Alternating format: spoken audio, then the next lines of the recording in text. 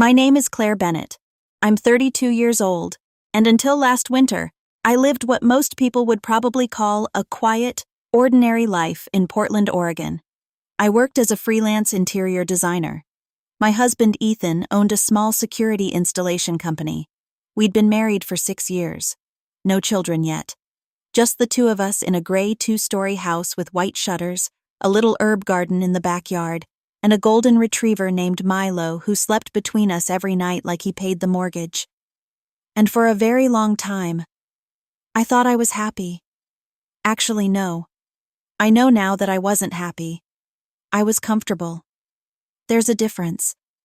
Happy people don't apologize for speaking too loudly in their own kitchen. Happy people don't feel nervous every time their spouse goes silent. Happy people don't rehearse normal conversations in their head before they happen. But I didn't understand any of that back then. Back then, I thought Ethan was just protective. That's the word everyone used. Protective, careful, attentive, responsible. I wish I had noticed the signs earlier, because if I had, maybe what happened next wouldn't still wake me up at 3 in the morning. It started on a Thursday. Rainy, cold, dark by 4:30. I remember because I had stopped by a little antique store downtown after meeting a client. I found this beautiful vintage lamp with a cracked ivory base that I absolutely fell in love with. It wasn't expensive, but Ethan hated when I bought unnecessary junk, so I already knew I'd have to justify it before I even walked through the front door. That should have told me something too. When I got home, the house felt strangely quiet. Not peaceful. Heavy. You know how sometimes you walk into a room and immediately feel like you interrupted something? That feeling. "Milo?" I called softly. No barking. No paws on hardwood floors. Weird. I stepped farther inside, setting my purse down near the stairs. The kitchen lights were off. The living room smelled faintly like Ethan's cologne. Then I heard movement upstairs. A drawer shutting quickly. I frowned. "Ethan?" A pause. Then his voice floated down. "Bedroom." Something about the tone made my stomach tighten. I walked upstairs slowly, still holding the antique lamp in both hands. And the second I stepped into our bedroom, Ethan jumped. Actually jumped. Like I'd caught him doing something. His phone disappeared into his pocket so fast it almost looked rehearsed. "Oh," he said quickly. "You're home early." I stared at him. "It's 6:30. "Right. Yeah. I just lost track of time." He smiled, but it looked wrong somehow. Tight around the edges. That's when I noticed the small black toolbox on the bed beside him. My husband worked with cameras and alarm systems every day, so random tools around the house weren't unusual. Still. "What are you fixing?" I asked. He glanced at the toolbox too quickly. "Nothing important." I waited. He didn't explain further. An uncomfortable silence stretched between us. Then his eyes moved to the lamp in my hands. And just like that, his entire expression changed. "You bought another one?" There it was. The disappointment. The irritation. The subtle guilt. I immediately started defending myself. "It was only $20. "Claire, it's vintage." We talked about unnecessary spending. My chest tightened instantly. Funny, isn't it? How someone can make you feel irresponsible over $20 while standing in a $400 jacket. "I work too," I said quietly. "I know that." But his voice had that tone. That calm tone that somehow felt worse than yelling. "I'm just trying to keep us financially disciplined." Financially disciplined.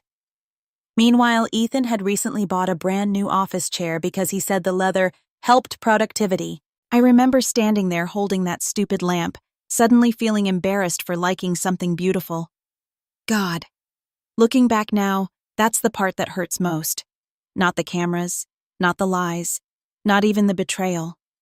It's realizing how small I had slowly allowed myself to become. Ethan walked over and kissed my forehead lightly. "I'm not mad," he said. But I already felt guilty anyway. That was his talent. He made emotions bloom inside me without ever fully taking responsibility for planting them there. That night, I couldn't sleep. At around 2 in the morning, I woke up thirsty and reached for Ethan beside me. Empty. I blinked into the darkness. The bathroom light wasn't on. Neither was the hallway. I sat up slowly. Then I heard it. A faint sound downstairs, like whispering. At first I thought he was on the phone, but as I crept halfway down the staircase, I realized he wasn't talking. He was listening. Ethan stood in the living room completely still, staring down at his tablet. The blue glow reflected across his face. And I swear, I have never seen someone look so intensely focused in my entire life. I froze halfway down the stairs. "What are you doing?" He spun around so fast he nearly dropped the tablet. "Jesus, Claire. You scared me." He immediately locked the screen, too quickly. "What are you watching?" "Nothing." There was that word again. Nothing. My eyes narrowed. At 2 in the morning? I couldn't sleep. Something cold moved through my stomach. Not because of what he said, because of how defensive he sounded saying it. Then Ethan walked toward me, calm again. Too calm. "You should go back to bed." I studied his face. "What's wrong?" "Nothing's wrong." But I had been married to him long enough to recognize when he was hiding something, and in that moment, I knew. I just didn't know what. The next few weeks felt strange. Little things started bothering me. Tiny things. Easy things to dismiss. Ethan suddenly asking very specific questions. "Who called today? How long was your client meeting? Did your friend Rachel stop by? Why did you leave the house twice yesterday?" At first, I told myself he was just making conversation. Then one afternoon, he mentioned something impossible. I was making coffee when he casually said, "You seemed upset after your call with your mother." I looked up immediately. "What? You okay?" My heart skipped. "How did you know I talked to my mom?" He shrugged. "You mention her a lot." "No," I said slowly. "You said I sounded upset." For the first time in weeks. Ethan looked caught off guard. Just for a second. Then he smiled. I guessed. But he didn't guess. I knew he didn't. Because that phone call had happened in the backyard while Ethan was at work. Alone. A strange chill crawled across my skin. I laughed nervously. "You're being creepy." His expression darkened almost invisibly. "Creepy?" I'm joking. But suddenly the kitchen felt too small, too quiet. That night, I started noticing things I had ignored before. Ethan always knew where things were. Always. He knew when I moved furniture. He knew when packages arrived before he got home. He knew when Rachel visited even if I forgot to mention it. At first, it sounded ridiculous, paranoid. I even felt stupid thinking it. But once the idea entered my head, I couldn't remove it. 3 nights later, everything changed. I was cleaning the living room while Ethan worked late.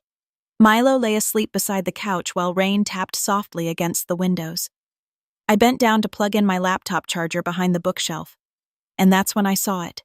A tiny blinking red light. My breathing stopped.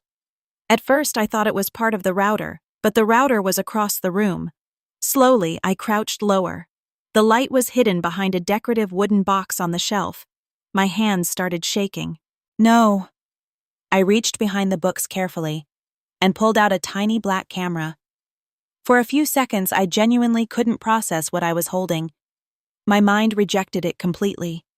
This has to be a mistake. Maybe it's old. Maybe it's broken. Maybe... Then I noticed the wire. Freshly installed. Running behind the shelf. My heart began slamming painfully against my ribs. I stared around the living room, suddenly feeling exposed in my own skin. The couch, the dining table, the hallway. How long? How long had it been there? And then a worse thought hit me. If there's one, are there more? I spent the next hour searching the house with trembling hands, and what I found still makes me sick to think about. One in the kitchen smoke detector, one inside the clock near the fireplace, one facing the back door, one in the upstairs hallway, and one inside our bedroom, hidden inside the bookshelf directly across from our bed. I sat on the floor staring at it while my entire body went cold. I couldn't breathe properly. I couldn't think.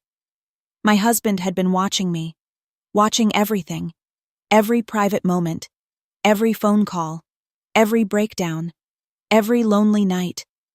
Suddenly, all those coincidences made horrifying sense. He wasn't guessing. He was monitoring me. And the worst part? I still didn't know why. I remember sitting there whispering one sentence over and over again. What is happening to my life? Then I heard the garage door opening downstairs. Ethan was home. And I still had one of the cameras in my hand. The sound of the garage door echoed through the house like a warning. For one frozen second, I just sat there on the bedroom floor holding that tiny black camera in my shaking hand while my mind screamed at me to move. Think, Claire. Move. But I couldn't. Downstairs, I heard Ethan enter through the mudroom door. Milo barked happily. The normalness of it made me feel sick, because nothing was normal anymore. My husband had secretly installed cameras all over our house, not outside, not near the doors, inside, watching me, listening to me, and I still had no idea why. Claire? Ethan called from downstairs. I quickly shoved the camera behind my back like somehow he wouldn't notice the panic written all over my face. My breathing became shallow, fast. Think. I looked around desperately, then slid the camera beneath the bed just seconds before his footsteps started climbing the stairs. Slow, calm, steady. That somehow terrified me more. Hey, he said casually as he entered the bedroom. Then he stopped. His eyes moved across the room instantly, scanning, calculating. I saw it happen. The exact moment he realized something was wrong. You okay? I forced myself to nod. Yeah. You look pale. I just have a headache. For a long moment, Ethan stared at me. Not lovingly, not warmly, carefully, like he was studying me. Then his gaze drifted toward the bookshelf, toward the hidden camera. My stomach twisted violently. Please don't look closer. Please. But Ethan only loosened his tie and sighed. Long day. I swallowed hard. Busy? Very. Another silence. God, the silences between us had started feeling dangerous. Ethan stepped closer. You sure you're okay? I could smell his cologne, that familiar cedar scent I used to love. Now it made my skin crawl. I'm tired, I whispered. He touched my cheek gently, and for the first time in our marriage, I had to stop myself from flinching, because suddenly I couldn't stop imagining him watching me through those cameras, watching me cry, watching me sleep, watching me exist inside a house that apparently wasn't private at all. You should rest, he said softly. I nodded. Then he smiled and walked into the bathroom. The second the door closed, I grabbed my phone with trembling hands and ran into the hallway. I didn't even know who to call. My mother? No. She adored Ethan. Rachel? Maybe. But what would I even say? Hey, my husband secretly turned our house into a surveillance system? It sounded insane. I finally texted Rachel anyway. Claire. Are you awake? Rachel. Barely LOL. Why? Claire. I need to tell you something weird. Rachel. What happened? Claire. I think Ethan has cameras inside the house. Rachel. Wait. What? Claire. Hidden ones. Rachel. Claire. That's not normal. Claire. I know. I stared at the screen while my pulse thundered in my ears. Then another message appeared. Rachel. Are you safe? That question hit me harder than anything else. Safe. I looked back toward the bedroom door, toward the man I'd shared a bed with for 6 years. And for the first time, I genuinely didn't know the answer. I quickly locked my phone when the bathroom door opened. Ethan stepped out wearing gray sweatpants, drying his hair with a towel. Completely normal. Completely calm. "How's Rachel?" he asked casually. My blood turned to ice. I stared at him. "What?" "You were texting Rachel, right?" Every muscle in my body tightened. "How did you know that?" For half a second, Ethan froze. Tiny. Almost invisible. But I saw it. Then he chuckled lightly. "She's the only person you text this late." My heart pounded painfully. Maybe he was telling the truth. Maybe not. That was the terrifying part now. I couldn't tell anymore. That night, I barely slept. Every sound made me jump. Every creak of the house felt wrong. At around 4 a.m, Ethan rolled over and wrapped an arm around my waist. Normally, that would have comforted me. Instead, my entire body went rigid. Because all I could think was, how long had he been pretending? And then another thought came. One so awful it made tears fill my eyes instantly. What if he never pretended at all? What if this controlling, secretive version of Ethan was the real one, and I had simply refused to see it? The next morning, Ethan acted perfectly normal. Too normal. He made coffee, fed Milo, kissed my forehead before work. "Love you," he said. I stared at him for a second too long before answering. "Love you too." The lie tasted bitter. The second his car disappeared down the street, I locked every door in the house. Then I pulled every hidden camera out one by one and lined them across the kitchen table. 5 of them. 5. I stood there staring at them like they might suddenly explain themselves, but they just sat there silently, watching. My hands shook as I inspected one closer. Tiny lens, memory card, wireless transmitter, professional grade. Of course they were professional grade. Ethan literally owned a security company. Suddenly another realization hit me. These were only the cameras I found. How many had I missed? I checked the bathroom next. Nothing. Then the guest room. Nothing. But by noon, I found 2 more. One hidden inside a fake air freshener near the garage. Another inside a decorative plant pot in the dining room. 7 cameras. 7. I sat down slowly at the kitchen table, feeling dizzy. This wasn't protective. This wasn't concern. This was obsession, maybe even paranoia. And yet, part of me still kept trying to excuse him. Maybe he was worried about burglars. Maybe he forgot to tell me. Maybe... No. No normal husband secretly records his wife without permission. I finally called Rachel. The second she answered, I broke down crying. "Whoa, Claire. Hey, slow down." "He put cameras everywhere," I whispered. "What do you mean everywhere?" "In the bedroom." Silence. Then, "Oh my God." I pressed a trembling hand over my mouth. "I don't understand why he'd do this." Rachel's voice became careful. "Claire, has Ethan ever been controlling before?" The question made me pause, because the honest answer was complicated. Not openly, not dramatically. Ethan never screamed, never hit walls, never insulted me directly.